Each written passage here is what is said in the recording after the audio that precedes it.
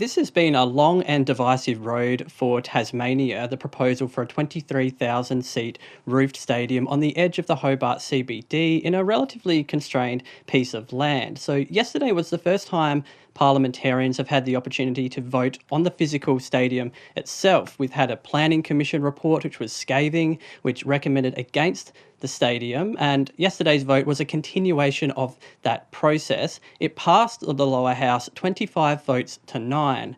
The Liberal government and Labor opposition voted together to approve it, along with two crossbenchers, which included the Shooters, Fishers and Farmers MP, who changed his vote during the debate, he says. And so there were some impassioned speeches. As you can imagine, Premier Jeremy Rockliff has faced quite a bit of criticism about the deal he signed with the AFL, which locked Tasmania into this stadium requirement. But in his speech last night, he defended the deal.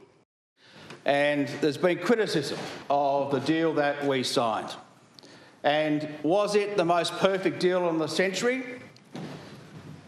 Some would say yes, others would say no. What do you say? But it signed us, and it got us an agreement to get our own Tasmanian Devils team, of which we've been fighting for decades and decades. So there's still one last vote that it needs to get through, and that's in Tasmania's upper house.